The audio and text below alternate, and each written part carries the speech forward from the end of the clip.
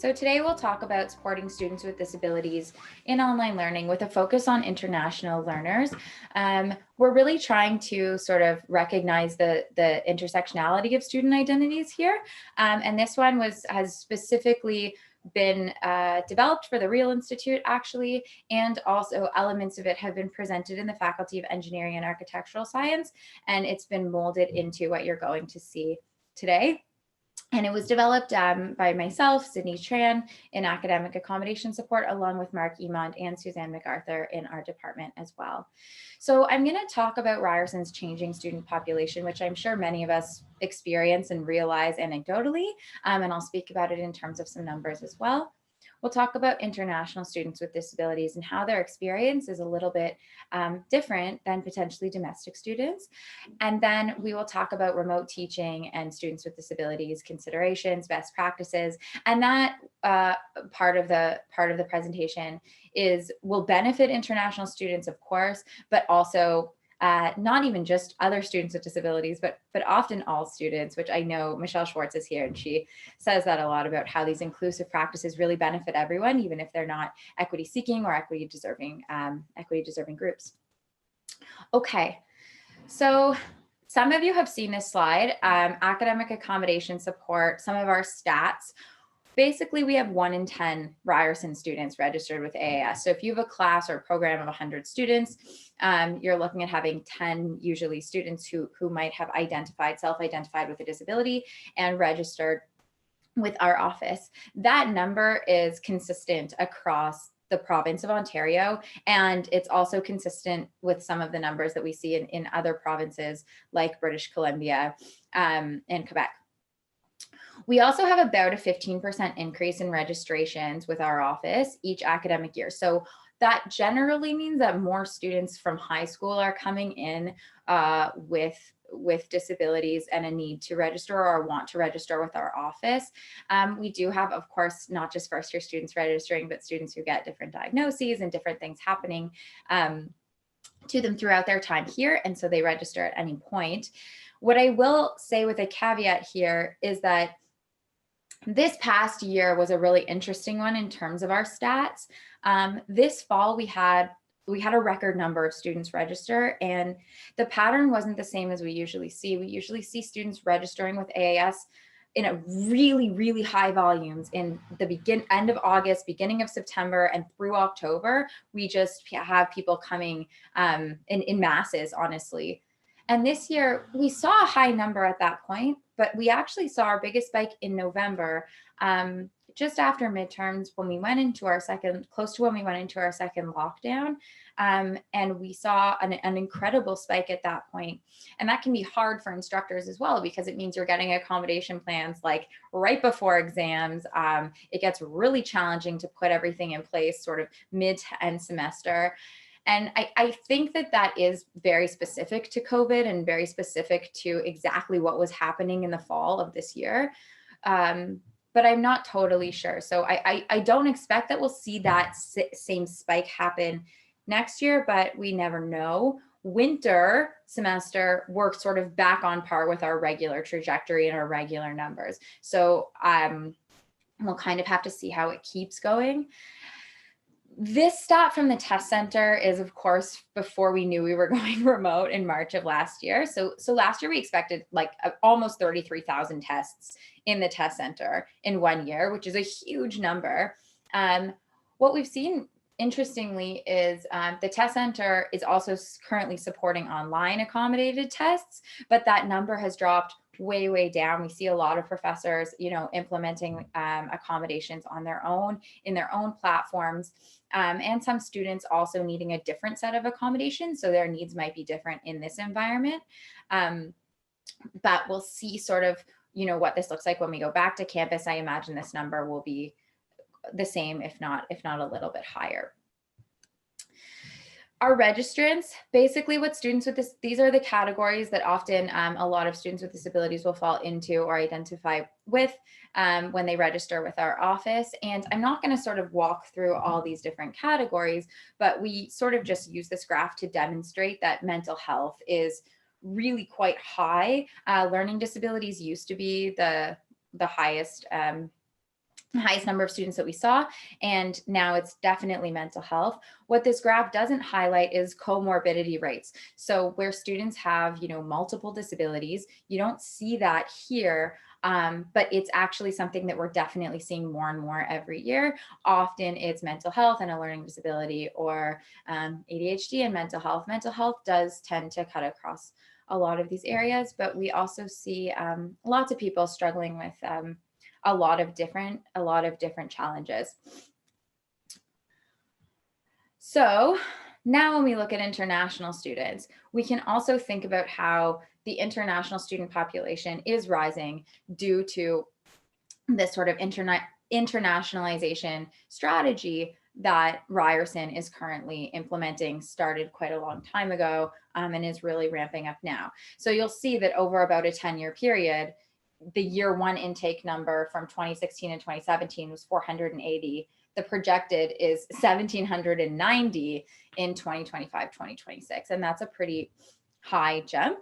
And that's requiring a lot of resources, of course, from the university. But the point is that if we have students with disabilities increasing and we have international students with increasing, it of course stands to reason that we're going to see a spike in international students with disabilities, because both are going up. And of course, it's not just domestic students who have disabilities, a disability diagnosis, or potentially an undiagnosed disability. So now let's talk about what it means to be an international student with disabilities, and what the experience might be like for them that might be a little bit different than what we're used to. And I put some of this with the caveat that, of course, there still is currently a lot of stigma around, disability in Canada.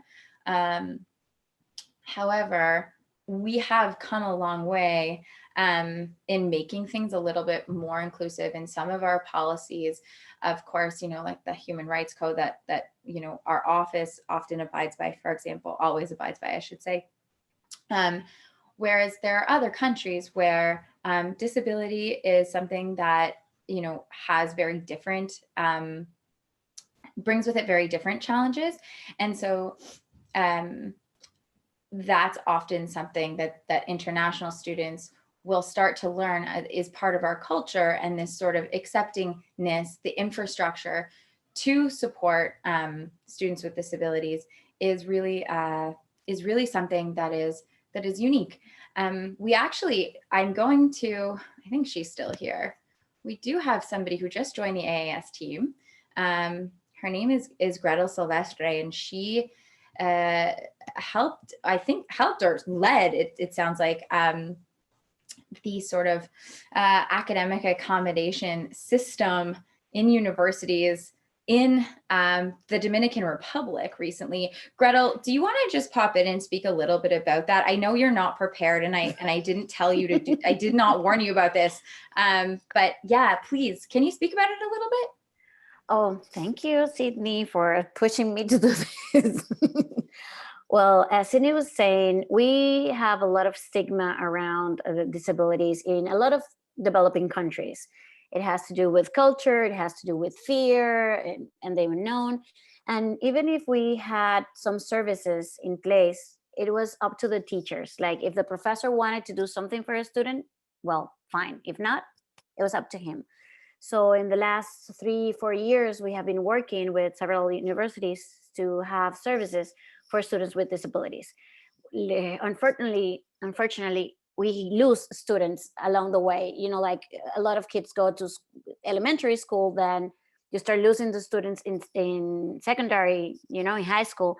And when it goes to the time they need to go to university, then you lose a lot of them, because it's expensive and you have a lot of expenses related to disability. And we do have laws, but we don't have the same amount of development of those laws and regulations and like the human rights offices that you have here. So it's all new and we're working on it, but we're getting there.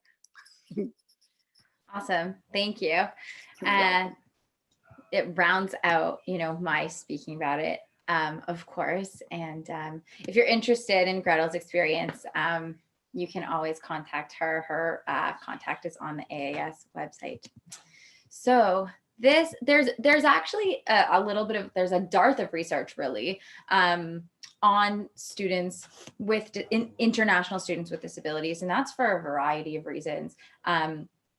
Because of some barriers that we will talk about, and I think also because we are unfortunately a little bit behind in some of our research and different student experience in terms of intersectional identities, and so it is a little bit tricky to find these types of like literature on this.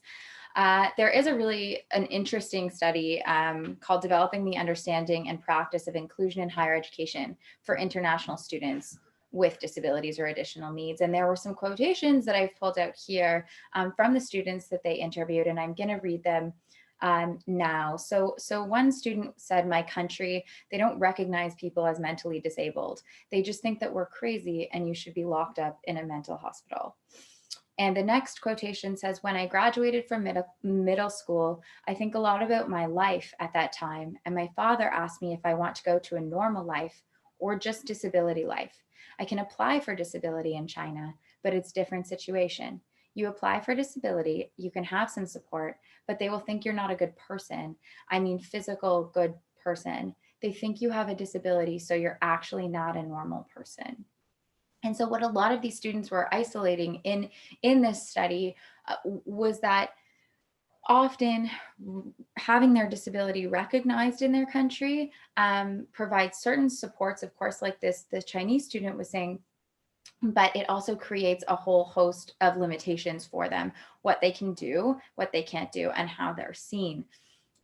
That doesn't change necessarily the second, of course, they land here and join Ryerson's community. And it takes time, of course, because it is a big cultural shift. And so often international students with disabilities don't want to register with academic accommodation support.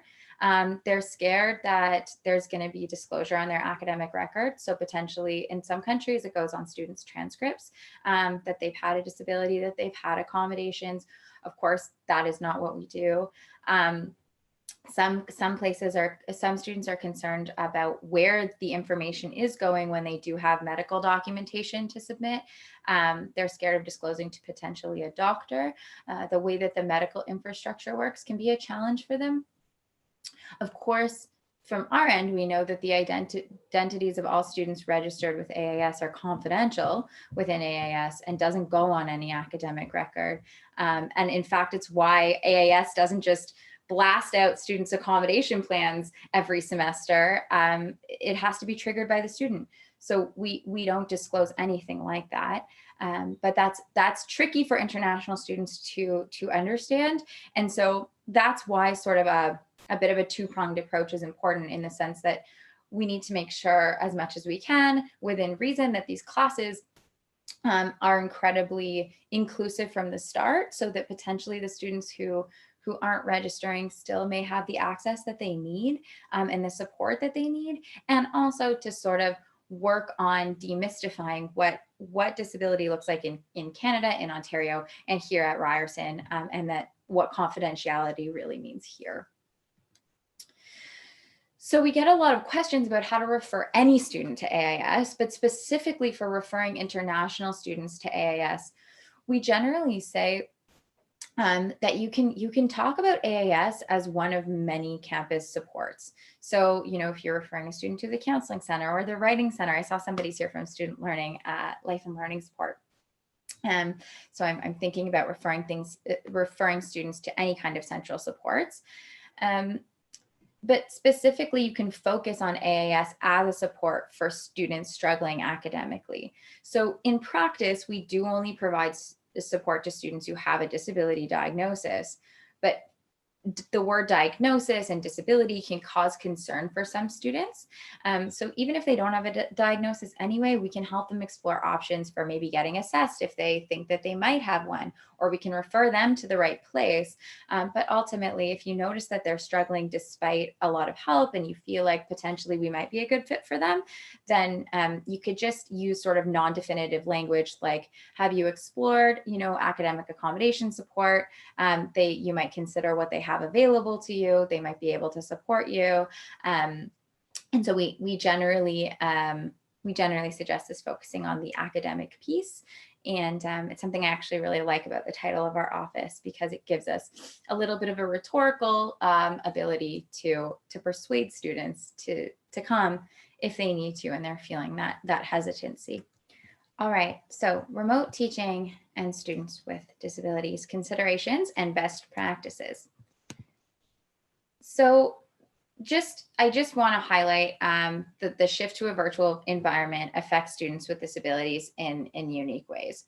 So this is actually a slide, I think, from a presentation Michelle and I did together. So we want to look at, like, there's been big changes to the learning environment, of course. There's a huge increase in screen time, new organization of content, changes in a delivery platform, and also a change in how content is being delivered from a sensory perspective. So for example, where a lecture is oral and a student would be listening, now they might be reading a huge amount of material, and they might have a learning disability that affects their reading, but not their auditory processing. So that shift can mean something very important for them that we often may not consider if that's not a barrier that we face ourselves, or don't maybe know somebody who's discussed that before. I will also add that the changes to the entire campus experience for international students and students with disabilities and international students with disabilities has really big impact on these groups of students specifically, because they really rely on the campus supports as a whole fabric, a whole community. They come to school, but of course they're connected with maybe our office, maybe they're connected with ISS, the Real Institute, the medical center, counseling. And so when we go completely online, they do lose a certain ability to access the supports that they need in a drop-in type of style, or a variety of different ways. So the potential impacts on students of this shift is that there could be increased disability impacts. So the way I was talking about reading before, or this increased screen time can, for example, add to a student who has a lot of migraines. There could also be difficulty locating information. So once we go from, looking at everything and receiving information always in a lecture hall, now D2L has a lot of different places to go, a lot of different things to see, to click. They don't know where things are. There's also often incompatibility with required assistive technology. And so that's why we do really promote using D2L and Ryerson supported programs. And then there's also an increase in time spent on the course potentially. I do see some things coming in the chat, so I'm going to pause and I'm actually going to respond. Samantha is just saying that it may be a concern for students with disabilities that the information could be disclosed on their immigration documentation and records. So if international students ever have concerns about how it may impact immigration, international student support can help clarify with that with them. That's really important, Samantha. Thank you for sharing that and adding that. Heather is also asking, how does the demographics of international students with disabilities compare to domestic students regarding type of disability? We don't have those numbers currently within Ryerson. And as I said, it's a little bit of a challenge to find something that is Ontario specific or even Canada specific. It's also a tricky stat to track because it's sort of one of those groups that is often not willing or not wanting to engage in these types of studies and these types of reports because of all the barriers we just spoke about, right? They're scared of disclosing on record. And so it's been tricky for me to find literature that I've really sort of felt good about sharing that seems to track that, although I do think there is some starting to come out soon. So Heather, I'm going to do a little bit of a deeper dive over the next couple of weeks because it's becoming a particular interest of mine, and I will get back to you if I find something that I could stand by. Okay, so these are we have a few different categories of questions that you can kind of ask yourself as you're developing something, whether it's a course or a program. So you can talk about the type of material or question the type of material. So ask, what kinds of learning materials do students need to engage with? Do students need to engage with the knowledge and skills required by the course or to demonstrate their learning? So what that really means is what type of material are they looking at? Are they looking at videos? Are they looking at, I don't know, a lecture in person? Are they looking at readings? And so the challenges that I discussed one before, moving from auditory or oral lecture to text-based modules. The accessibility of text files and tests and exams is really is quite important. Often PDFs are not accessible. Some of them are, some of them can be made that way, but it is really, really important to consider that piece. And then also accessibility of image and video material, including live and recorded.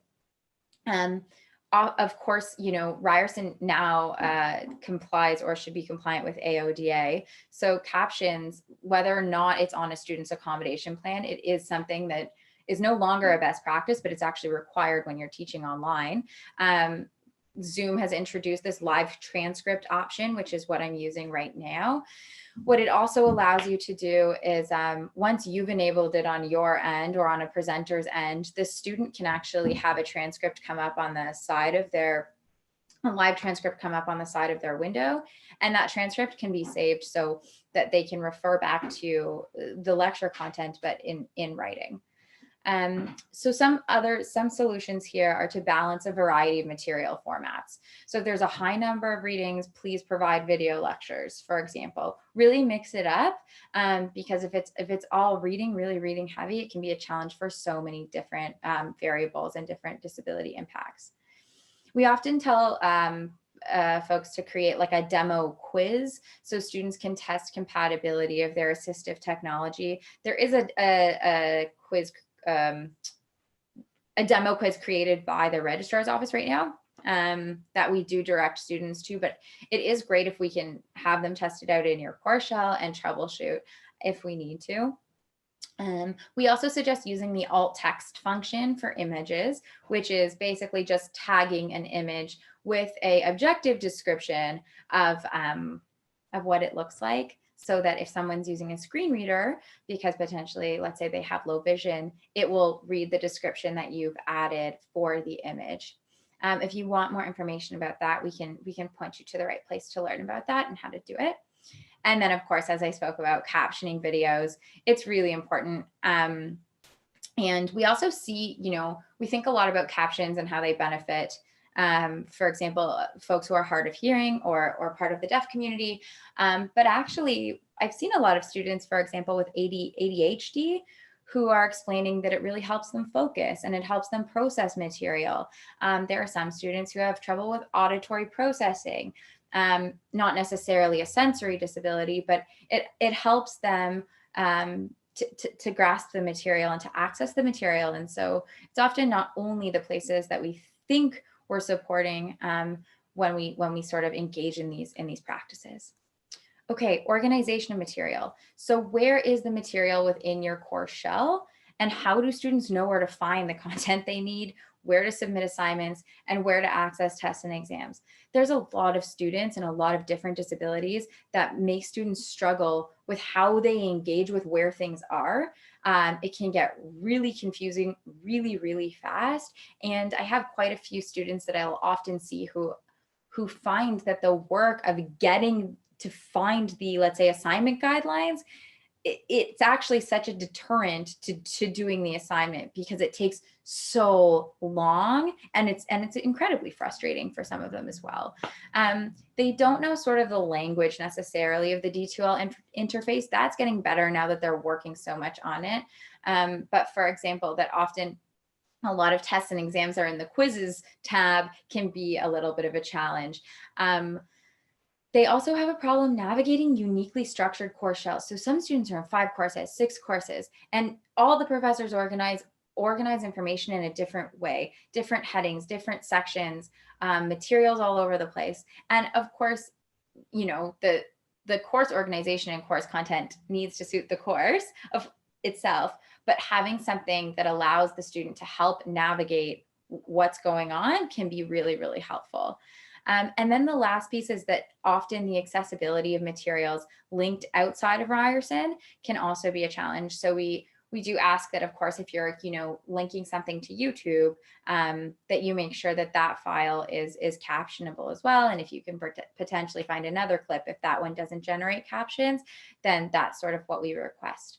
Some other potential solutions: use D2L language in your course outline if possible. So call things the same thing on D2L as you do in a course outline.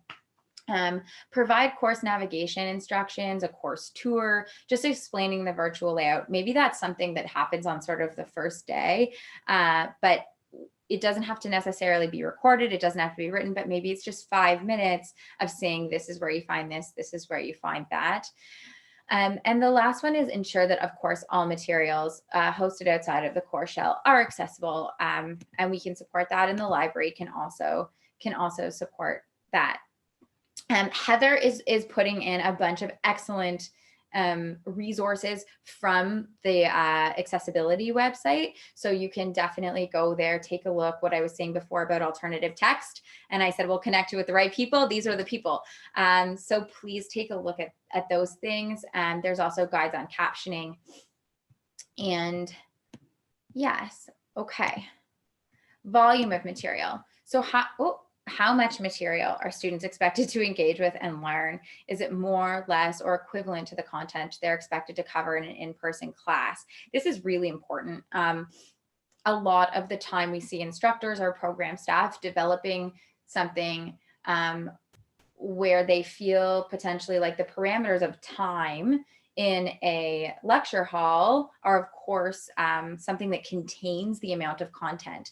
But when we go online, all of a sudden, there's like this ability to share everything. And of course, if you love what you do and you love what you teach, it's easy to just keep sharing. And often a lot of students can get really bogged down in that. It can be a really high amount of stuff.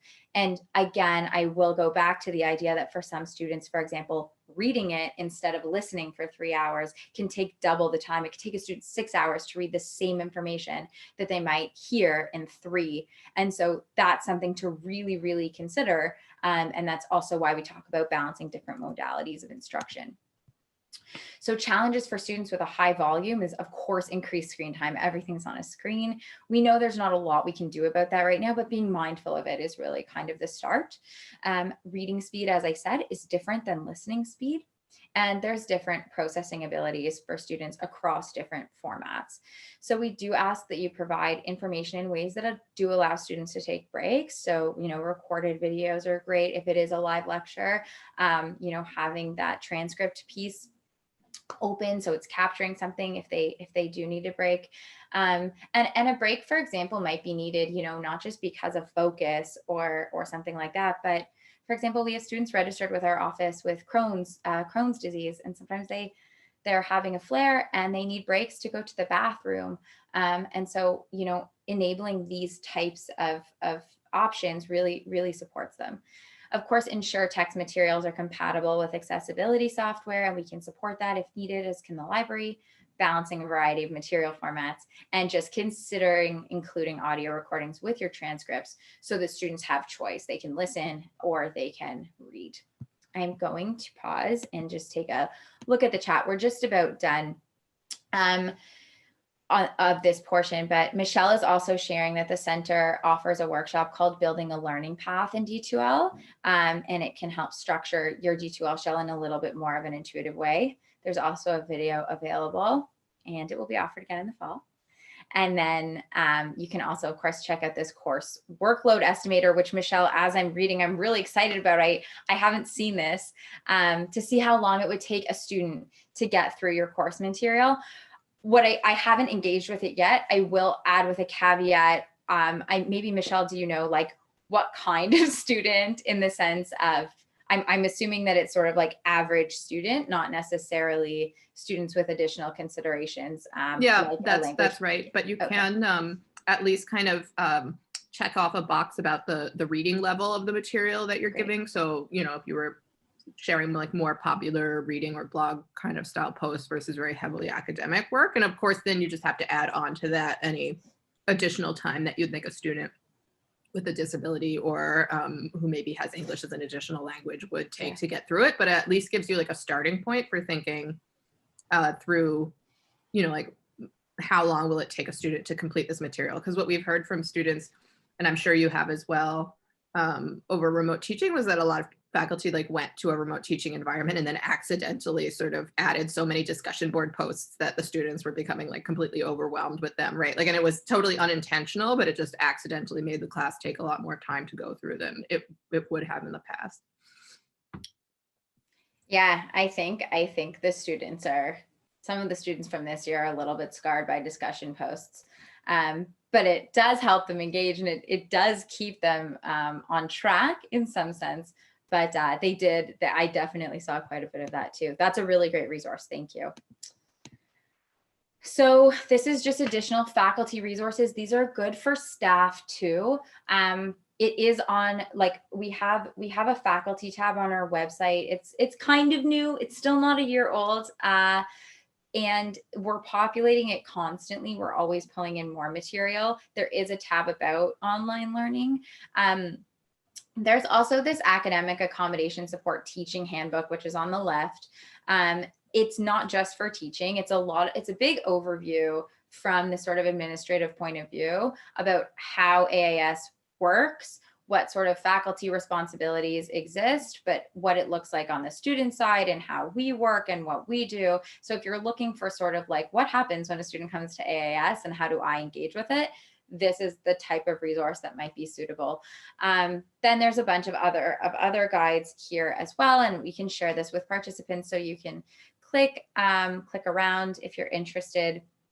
And I think that's it. So if you ever do have a question about a specific student case, you have a student with an accommodation plan, their student accommodation facilitator, the person who oversees their case, is listed on that plan that you receive in your email, and you can always contact that person for specific cases. If you have questions about teaching and inclusion, please email me, Sydney Tran at ryerson.ca. And then if you have questions for the test center, of course, test center faculty at ryerson.ca.